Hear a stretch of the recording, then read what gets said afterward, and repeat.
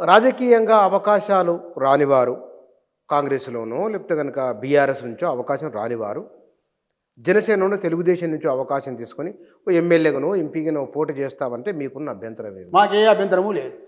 మీరు ఆ మాటకొస్తే ప్రపంచంలో ఇప్పుడు దేశంలో ఎక్కడ పార్టీ పెట్టినా దేశంలో ఎక్కడైనా కూడా పోటీ చేసే అవకాశాలు రాజ్యాంగం కల్పించింది, ఎన్నికల కమిషన్ కల్పించింది, అన్నీ ఆ అవకాశాలు ఉన్నాయి. ఇప్పుడు మనం కాదంటలేం. ఇంతకుముందు 8 స్థానాలలో పోటీ చేసిండు ఆయన పవన్ కళ్యాణ్. ఇప్పుడు కేవలం మున్సిపాలిటీ మీద మొన్న 55 53 గ్రామ పంచాయతీలలో గెలుచుకున్నామని ఆయన ప్రకటించాడు, అధికారికంగా ప్రకటించాడు. ఈ ఆయన పార్టీ 2014లో పెట్టిన తర్వాత మొట్టమొదటి ఎంపీటీసీ స్థానం తెలంగాణలోనే గెలిచిండు ఆయన. అవన్నీ చెప్తున్నాడు. ఎప్పుడు చెప్తున్నాడు? తెలంగాణలో మాత్రమే చెప్తున్నాడు. ఆంధ్రాలో ఎందుకు చెప్తున్నాడు? నాకు నాకు నారు పోసింది, నీరు పోసింది, తిండి పెట్టింది, నాకు స్వచ్ఛమైన గాలినిచ్చింది తెలంగాణ అని ఎక్కడ ఆంధ్రలో ఎందుకు చెప్పడం లేదు మీరు? తెలంగాణలో మాత్రమే ఎందుకు మాట్లాడుతున్నారు ఆ ముచ్చట్లు? ప్రపంచమంతా మాట్లాడండి ఆ ముచ్చట్లు. నాకు కన్న తల్లి ఆంధ్ర అయితే నన్ను హక్కున చేర్చుకున్నది తెలంగాణ గడ్డ అని చెప్పి నువ్వు 2014లో ఫస్ట్ మీటింగ్లో మీరు మాట్లాడింది. మరి ఇవాళ మళ్ళీ దిష్టి తాకిందని ఎట్లా అన్నారు నిన్న? తెలంగాణ అడ్డుకుంటే నేను 11 రోజులని ఉపవాసం ఉన్నా అని ఎక్కడ మాట్లాడినావు నువ్వు? ఆంధ్రాలో పోయి మాట్లాడినావు. అక్కడ ప్రజలను మోసం చేయడానికి, వంచడానికి మాట్లాడిన మాటలు తెలంగాణను అవమానపరుస్తావా? తెలంగాణ ప్రజల ఆకాంక్షల మేరకు, పోరాటాల మేరకు తెలంగాణ ఏర్పడుతున్న క్రమంలో 11 రోజులు నేను ఆ బాధ తట్టుకోలేక తలపేసుకొని ఇంట్లో కూర్చుండి ఉపవాసం ఉన్నా అని చెప్పినావు అంటే నువ్వు తెలంగాణకి ఎంత వ్యతిరేకివి అనేది అర్థమవుతలేదా నీ మాటలతోనే? భావోద్వేగ పరంగా తెలుగు ప్రజల మధ్య ఏమిటి విభజన అని బహుశా ఆయన అంత వేదన చెంది ఉండొచ్చునో ఏమో. వేదన చెందినోడు ఆ స్టాండ్ మీద ఉండండి. మీరు ఆ స్టాండ్ మీద ఉండండి. మళ్ళీ ఏం మాట్లాడి నిన్న తెలంగాణ పోరాటాలు, తెలంగాణ రాష్ట్ర సాధన పోరాటం అనేది మాకు స్ఫూర్తినిచ్చింది అని మాట్లాడాడు. ఏది నమ్మాలి? నేను దిష్టి తాకిందని నమ్మాలనా? నువ్వు ఉపవాసం ఉన్నది నమ్మాలనా? నువ్వు మాట్లాడుతున్న ఈ దొంగ మాటలు నమ్మాలనా? ఏది నమ్మాలి? మిమ్మల్ని ఎట్లా ప్రజలు ఆమోదిస్తారు? నీకు క్యాండిడేట్ దొరుకుతారు కావచ్చు, దొరకద్దని మేము అంటలేము.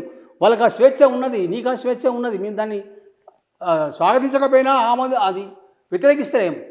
కానీ ది సేమ్ టైం నైతికత అనేది ఒకటి ఉంటుంది మనిషికి. నీకు మిగతా వాళ్ళకు నీకు తేడాను ప్రజలు ఎందుకు చూస్తారు అంటే నువ్వు నైతికత కట్టుబడి ఉంటావు, నువ్వు పూర్తి స్థాయి నిరంకుశమైన రాజకీయ నాయకుని కాదు అని ఇంకా భ్రమలలో తెలంగాణ ప్రజలు కూడా ఉన్నారు కాబట్టి దాన్ని చేంజ్ చేసుకోవడానికి, దాన్ని క్యాచ్ చేసుకోవడానికి నువ్వు ఇలా మున్సిపల్ బరిలోకి వస్తున్నావు. నువ్వు మున్సిపల్ బరిలోకి దేనికి వస్తున్నావు అనేది ప్రజలు అర్థం చేసుకుంటున్నారు. నువ్వు ఆంధ్ర ఫార్ములాని, 3 పార్టీల ఆంధ్ర ఫార్ములాని నువ్వు ఇక్కడికి తీసుకొస్తున్నావా? ఉమ్మడి కూటమి ఫార్ములాని మళ్ళీ తెలంగాణలోకి తీసుకొచ్చి తప్పేమిటి? తప్పేం కాదు నేను అంటలేదు. అది స్పష్టంగా ఉండాలంటున్నా నేను. అందుకే అంటున్నా. ఇవాళ బీజేపీ జిల్లా రాష్ట్ర అధ్యక్షుడు రామచంద్రరావు గారు స్టేట్మెంట్ ఇచ్చారు నిన్న. పవన్ కళ్యాణ్తో మాకు సంబంధం ఉండదు, మేము ఒంటిగానే పోటీ చేస్తాం, మున్సిపల్ ఎలక్షన్లలో ఏ ఎన్నికలలో వాళ్ళతో పోటీ ఉండదని స్పష్టంగా చెప్పిండు. మరి నువ్వు ఎవరితో పోటీ ఉండదలుచుకున్నావు చెప్పాలి స్పష్టంగా. ఆయన సొంతంగా పోటీ చేస్తారేమో అది చెప్పాలి కదా. దాగుడు మూతలు ఎందుకు ఆడతారు ప్రజలతో? మీరు దాగుడు మూతలు ఆడకండి. మీకు ఏ హక్కు ఉన్నదని పోటీ చేస్తాననేది కూడా చెప్పాలి స్పష్టంగా. నువ్వు దిష్టి దాకిందన్నావు కదా నిండు దాకా, మరి ఎన్నికలలో దిష్టి దాకదా? ఎన్నికలకు వచ్చినప్పుడు, పదవులకు వచ్చినప్పుడు దిష్టి దాకదా? అధికారంకి వస్తే తెలంగాణ దిష్టి దాకదా నీకు? కాబట్టి దిష్టి దాకేటోనికి ఈ ప్రజలు ఎట్లా ఓటెత్తారు? ఆ క్లారిటీ నువ్వు ఇవ్వాలి కదా ఇవాళ వచ్చే ముందు. కాబట్టి ఇవన్నీ కూడా దృష్టిలో పెట్టుకున్నప్పుడు దీని వెనుక తప్పనిసరిగా ఏదో ఒక దీర్ఘకాలిక కుట్ర, ఏదో ఒక రాజకీయ కుట్ర ప్రయోజనాలు, దాగుడు మూతలు దాగి ఉన్నాయని అర్థమవుతూ ఉన్నది. ఎవరికో మేలు చేయడానికే ఇక్కడి ఓట్లను చీల్చి, తెలంగాణ ఓట్లని నీ యొక్క సెంటిమెంట్తో, నీకున్నటువంటి ఫాలోయింగ్తో, అభిమానులతో ఓట్లను చీల్చడం ద్వారా ఎవరికో లాభం చేయడానికి, ఎవరికో నష్టం చేయడానికి మాత్రమే నువ్వు ఇక్కడ రంగంలోకి వస్తున్నావు అనేది అర్థమవుతున్నది. అంటే ఆయన ఎవరికి లాభం చేసి ఎవరికి నష్టం చేయాలనుకుంటున్నారు? ఎవరికి లాభం చేయాలి చెప్పాలి, తేలిపోతుంది. రేపు పొద్దున తేలిపోతుంది నీకు. ఎక్కడెక్కడ నువ్వు పోటీ చేస్తావు, నువ్వు ఏ అభ్యర్థులను పెడతావు, ఎవరికి లాభం చేస్తావు అనేది ఎన్నికలతో, ఈ రాబోయే మున్సిపల్ ఎన్నికలతో తేలిపోతుంది. నీ నిజస్వరూపం ఏందో బయటపడడానికే ఈ ఎన్నికలు ప్రజలు ఉపయోగించుకుంటారు తప్పనిసరిగా. కాబట్టి మీరు ఇక్కడ పోటీ చేయడానికి ఎవరికి అభ్యంతరం లేదు, కానీ ఒక స్పష్టతతో, ఒక ఎజెండాతో రావాలి. నువ్వు దిష్టి అనేటువంటి మాట మాట్లాడినప్పుడు దానికి వివరణ ఇవ్వాలి, సంజాయిషి ఇవ్వాలి, ప్రజలను క్షమాపణ కోరాలి. లేకపోతే నీకు నైతిక హక్కే లేదు కదా. సమాజ్వాదీ పార్టీ ఇక్కడ శాఖ ఉంటుంది, సమాజ్వాదీ పార్టీ పోటీ చేస్తుంది, వాళ్ళు బీసీ పార్టీ. జనసేన కూడా బీసీలేదే కదా, బీసీ కదా ఆయన కూడా, బీసీనే కదా 100%. అన్నప్పుడు ఒక బీసీని ఆహ్వానించి మరో బీసీని వ్యతిరేకించడం ఏమిటి?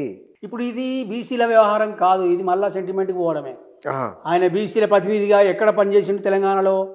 ఏ బీసీలకు అనుకూలంగా మాట్లాడిండు? 42% రిజర్వేషన్ మీద ఆయన ఏమన్నా మాట్లాడిండా? ఒక స్టేట్మెంట్ ఉందా తెలంగాణ పట్ల? తెలంగాణలో బీసీలు ఎదుర్కొంటున్న సమస్యల పట్ల, తెలంగాణలో బీసీల సంక్షేమానికి ఈ ప్రభుత్వాలు అనుసరిస్తున్న విధానాల పట్ల, పెడుతున్న బడ్జెట్ల పట్ల, చేస్తున్న ఖర్చుల పట్ల, వ్యవహరిస్తున్న పాలసీల పట్ల నీకేమైనా చిత్తశుద్ధి ఉన్నదా? ఏమైనా నువ్వు మాట్లాడినావా? నీ నోరు నుంచి ఈ బీసీలకు ఏమైనా అనుకూలమైన స్టేట్మెంట్ ఏమైనా వచ్చిందా? ఏదైనా పోరాటం చేసినావా? ఏదైనా ధర్నాలు చేసినావా? ఏదైనా దీక్షలు చేసినావా?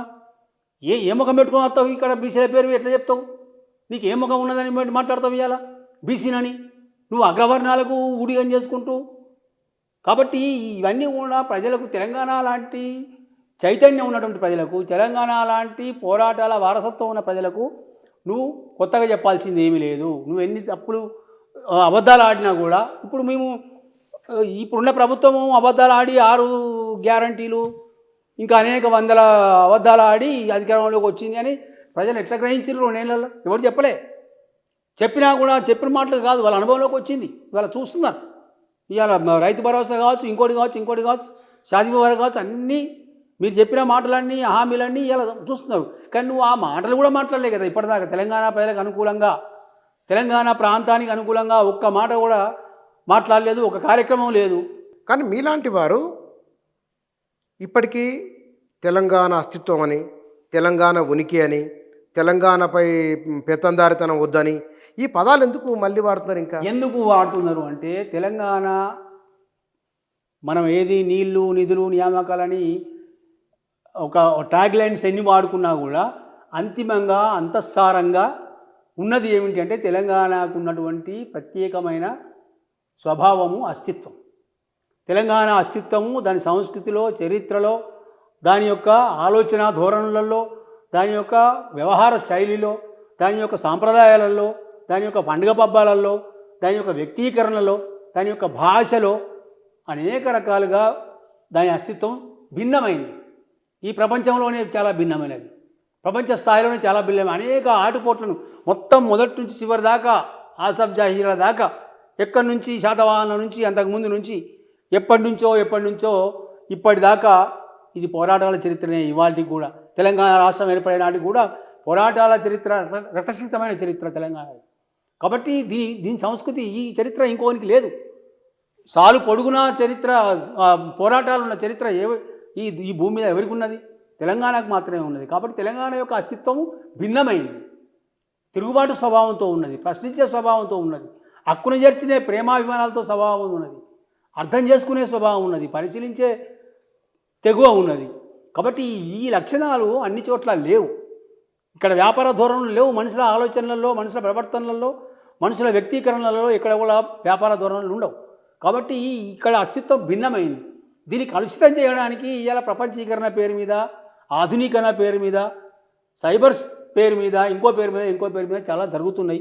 దాని నుంచి కాపాడుకోవాల్సిన బాధ్యత, ఒకవైపు ఆధునీకరణను అందిపుచ్చుకుంటూనే ఇంకోవైపున మన అస్తిత్వాన్ని, మన యొక్క పోరాటాల ఫలితంగా వచ్చినటువంటి అస్తిత్వాన్ని సాంప్రదాయంగా అనేక శతాబ్దాలుగా సాంప్రదాయంగా వచ్చినటువంటి అస్తిత్వాలని కాపాడుకోవాల్సిన బాధ్యత ఈ సమాజం మీద, ఈ పౌర సమాజం మీద, ఈ జనరేషన్స్ మీద ఉన్నది.